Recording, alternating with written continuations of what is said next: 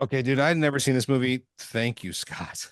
Okay, there it is. Nor had I. This was my first time. You Oh, had wow. good. I'm My on this goodness. thing on at least 5 fucking formats. Well, this is like one of those movies where I was like, it's on the list. I know, I need to do it. It's Had one of never Olivier's better performances. I Oh was my like, God, had never done it. Don't know why. Not on purpose. Just and then It's a you little know, convoluted. It's this one and yeah, but 30 minutes of man, it. I had a good time. The stuff Right. in it's the Paris one, is like the- it's the really two dense. kids in Venice. Little Romance, I think. Oh yeah, Romance. I love Okay. that. Also- Jim, I fucking love that movie. couldn't stand that film. But you know, I That's will. also George Roy Hill. yeah. George Roy Oh, Hill, yeah. That's also Olivier though, right? So That's why you brought it up. Because My Olivier exposure- started doing Hold on. accents. he had fucking cancer while he was Yes. making this movie and he didn't expect to live. And like apparently this entire shoot, he's like got fucking cancer, is in horrible pain.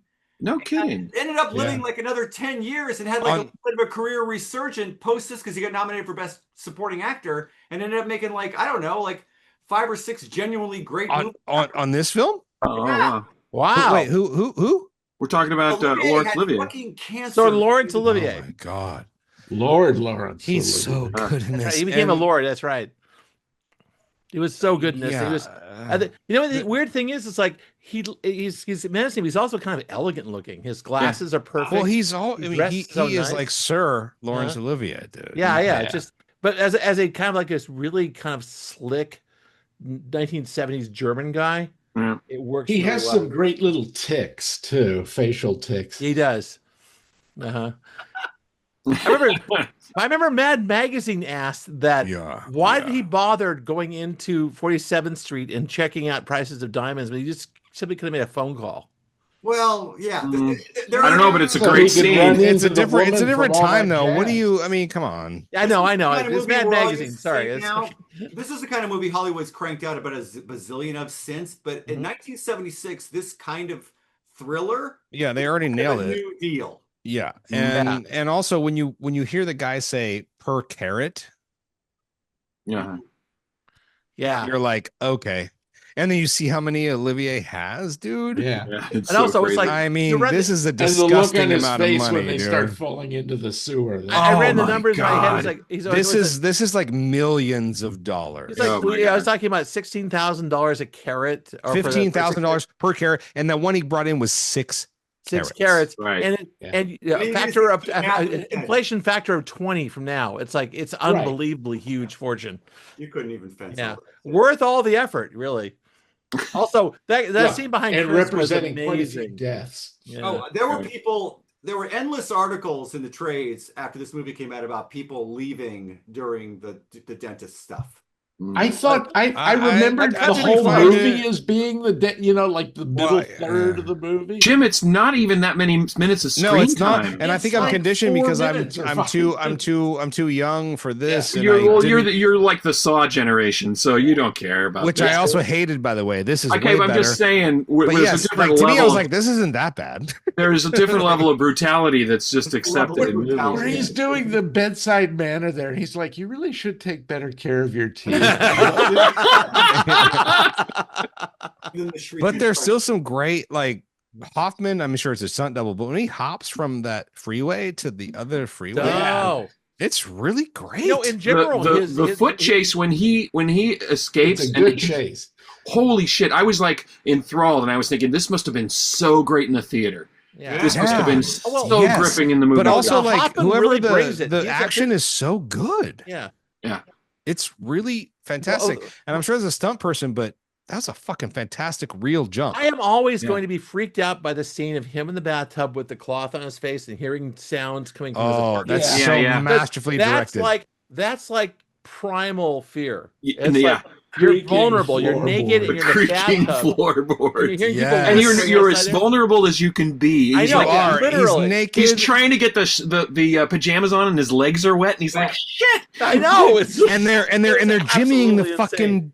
Oh my actual, God! I know, I know. door. I know." Oh. Again, it must have Fucking killed in the movie Midnight theater. Cowboy. In the movie theater, it must have just killed. This is, I'm sorry, I know it's blasphemous, but this is, in terms of just actually a good, well-made film, this is way better than Midnight Cowboy.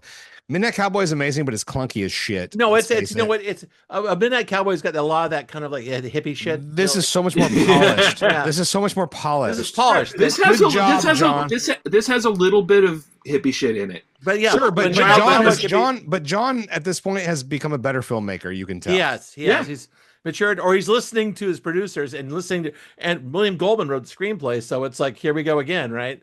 Well, I mean, Midnight Cowboy is a different kind of movie. Based on his own book. Wait, was Goldman both these scribes? Yes. That's the thing. So that's the third connection here.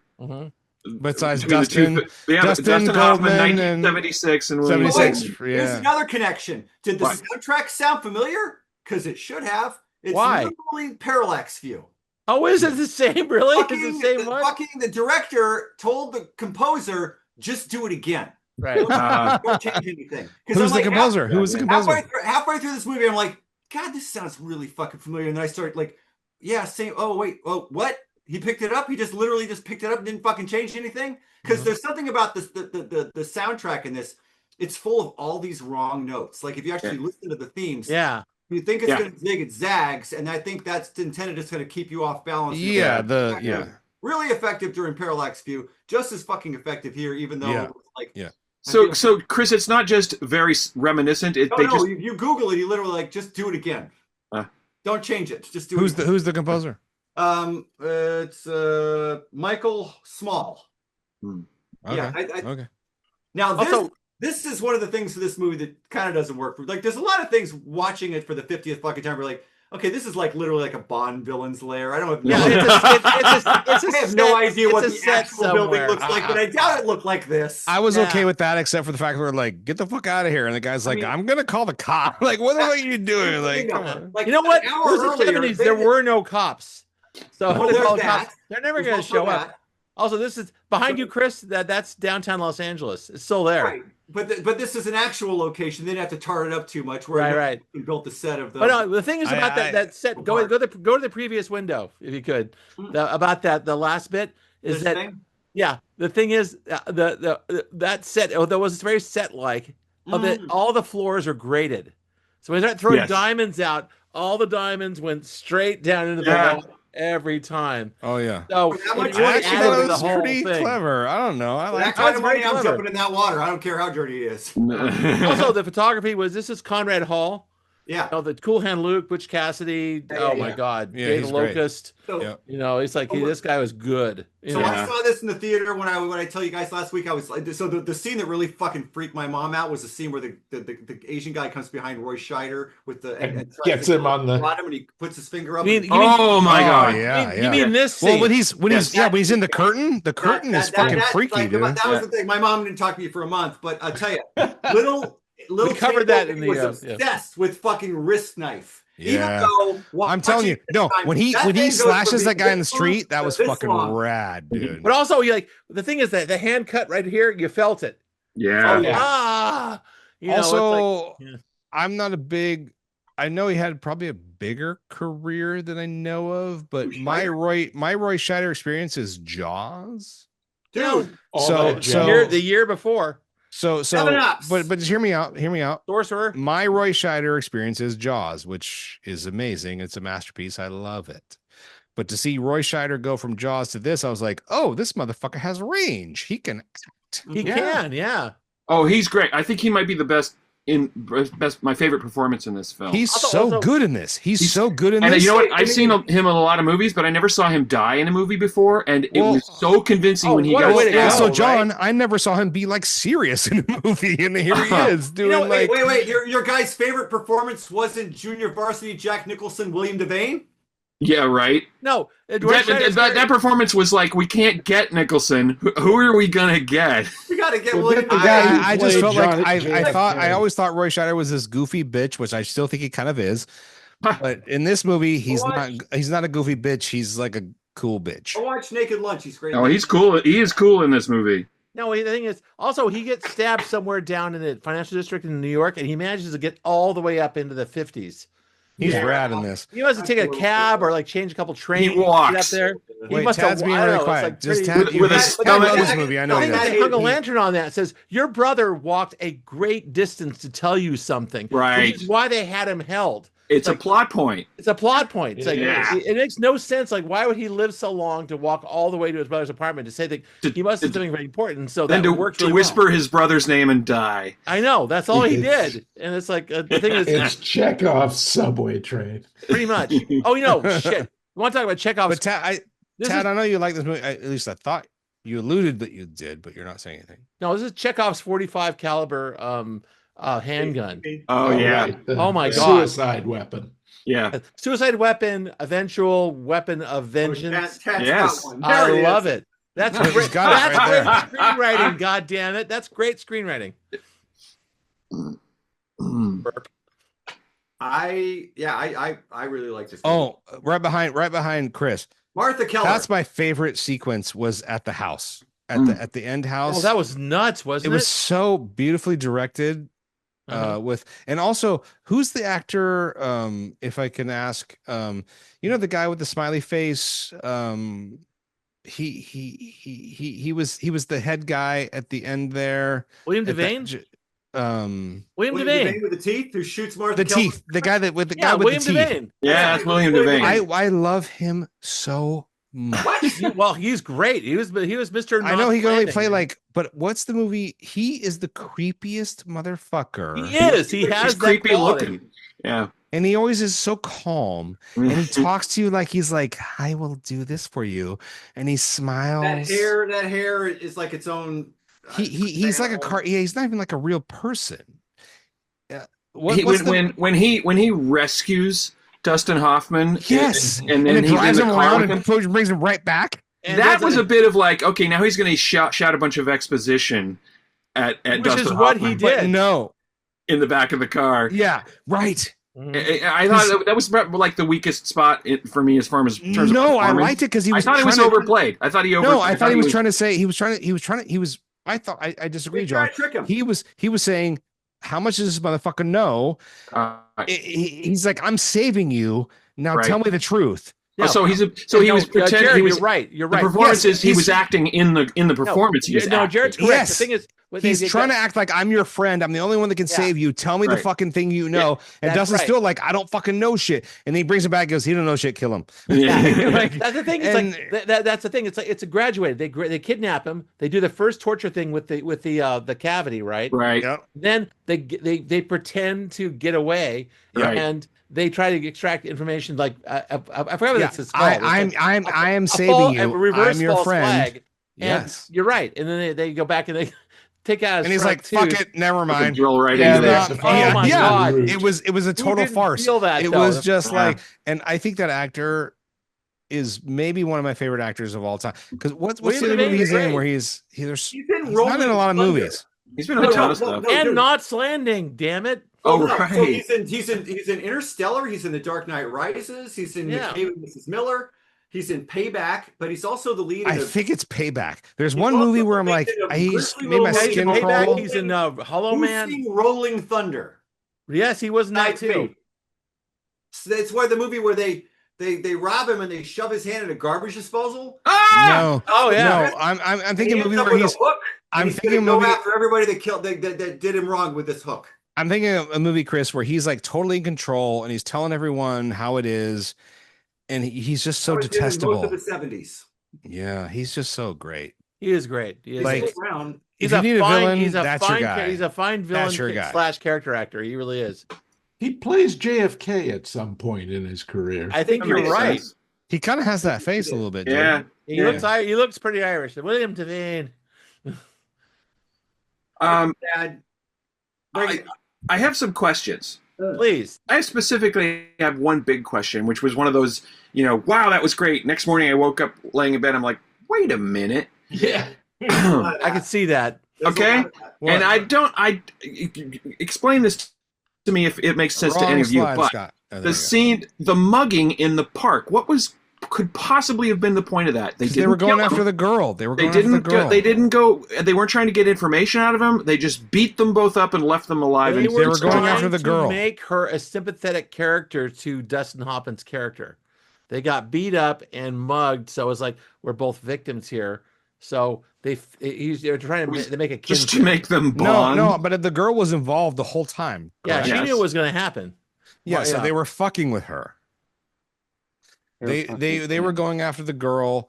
I think you guys recognize one of the muggers? Oh yeah, it was those guys. It was those... Diamonds Are Forever. Yeah. Oh no, really? Yeah. Shit. From what? Diamonds Are Forever. Oh, I don't know. He's the guy. One of the guys driving the hearse, I think, when they take Bond to go get it, like when he. Okay. Yeah. In Vegas, yeah. All right.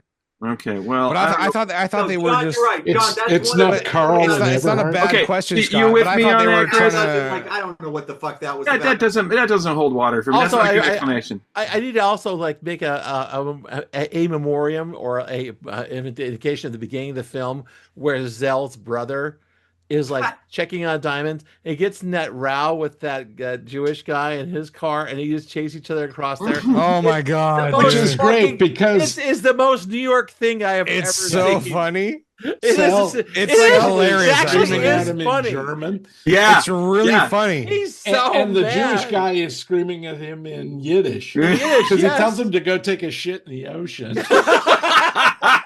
And then they both die. Yeah. They both die. It's crazy. It's I hilarious. love that scene because that's New Hollywood, New York.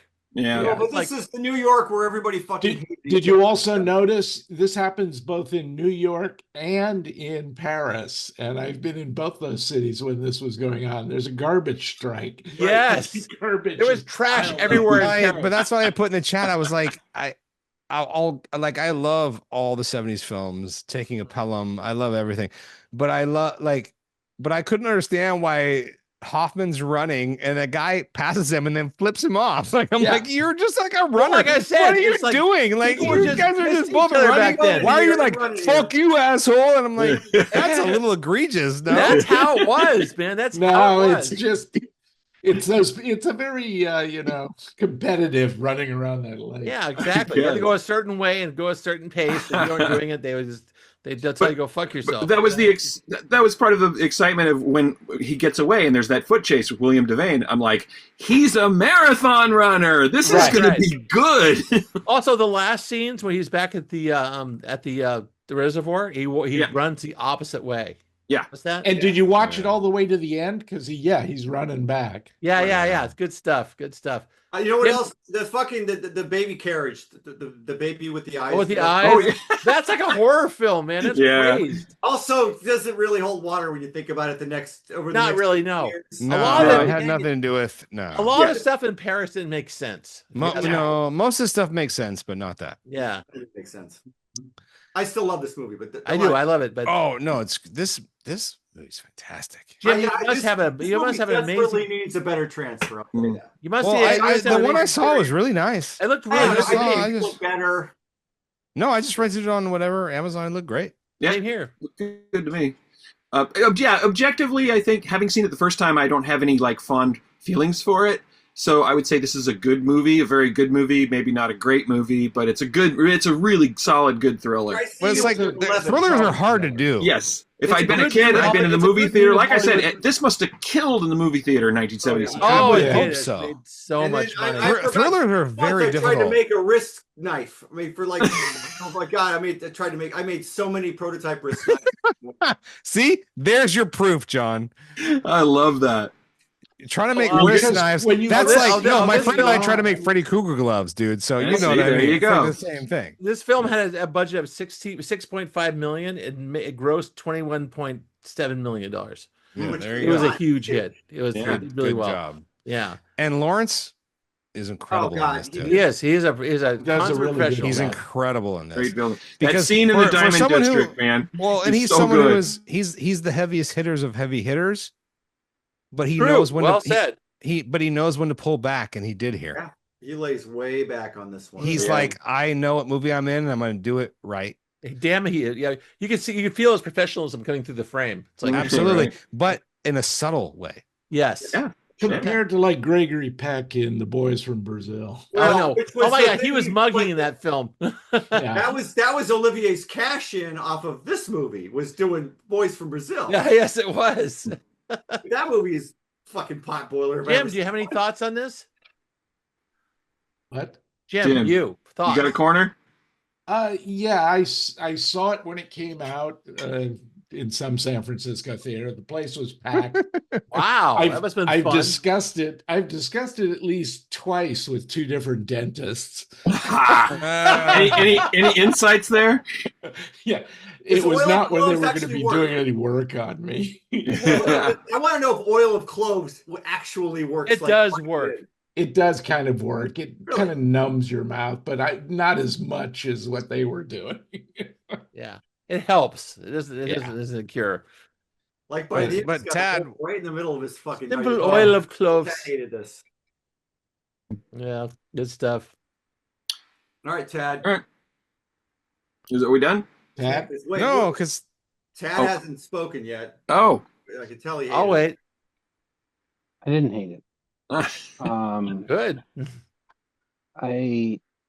This movie is one of the movies that I will credit for the rest of my life as being a movie that made me love movies. That made me be more interested in film as an art form. I'm extremely disappointed that you picked it. Do tell. Because he wanted to pick it. No, because I found it intensely boring. Oh, that's not good. It doesn't hold the same. No. That you going back and watching it again these many, many years later from the last time that I watched it, I not only didn't enjoy myself, I actively wanted to stop watching it. Wow. I think this movie has solidified in my mind the fact that I don't like Laurence Olivier. Okay. All right. Well, he's got a huge career, but I know he does, and I've watched a large portion of it, and through the entire time of me watching it, I've always had this back and forth opinion in my mind of whether or not I think he's good or not. And I think rewatching this again has made me decide that he isn't. And but are you also considering his entire Shakespearean? Yes, and in fact, that's the thing that made me not like him initially. I despise his Shakespearean oeuvre. Who do you prefer, Kenneth? I mean, I prefer basically anything else. Like I like the Joel Cohen Macbeth. I love that too. Yeah. Like I think what happened to me when I was watching this is I saw all of the seams in this film, and also it takes for fucking ever for anything to happen in it. Roy Scheider is wasted in this movie. Well, I disagree. I'm already disagreeing with 100% with everything you're fucking saying, but go ahead, continue. But Jared, what you have to understand is that I felt the way that you do now when I watched this the first time. So when did you watch it? I must have been 10 or 11 years old. All right. Same here. I have to watch this. I'll watch this in 25 years. Right. I don't think I've watched it since then.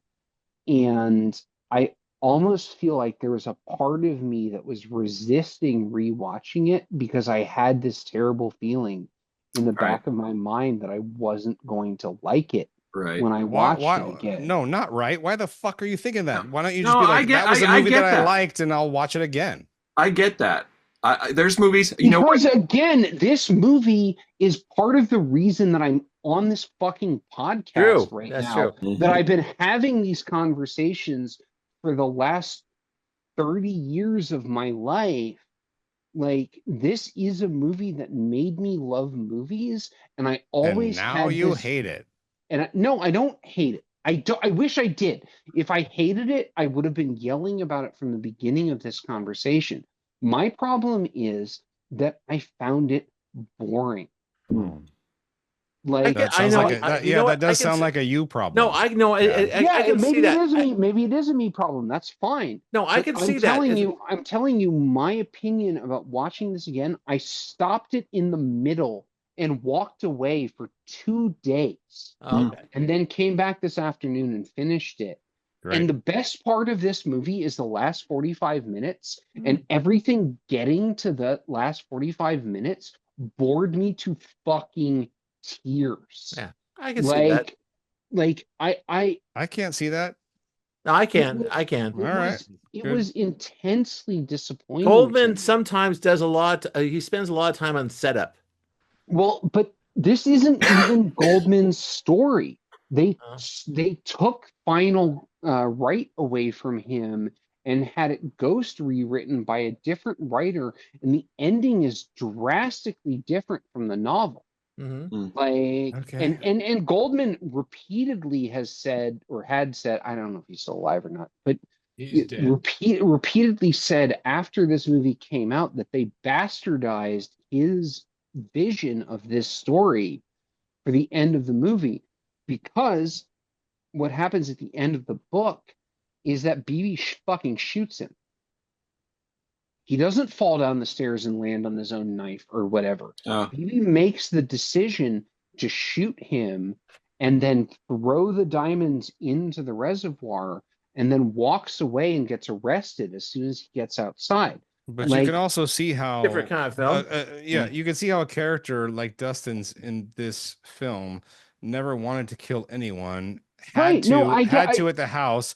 Did not want to do it again. He's kind of a pacifist. Having said that, Tad, I felt disappointment when that turned out to be the ending. When he fell down the stairs, and then it was like, oh, he accidentally stabbed himself. So now now Dustin Hoffman's off the hook. He doesn't have to make. Looney Tunes. It's a little Hollywoody. I'll give you that. Like, I didn't at all. I think they were doing anti-Hollywood there. I think real Hollywood would have been like, shoot him. I disagree with both of you, and I think you're insane. I think this is a perfect ending. Mind you, though, I understand, and this is. I think this is a perfect fucking ending, and I think don't mince words, Jared. And I think Tad is making it about himself, as he always does, and here we go. No, hold on. This sounds like a put down, but it's actually not.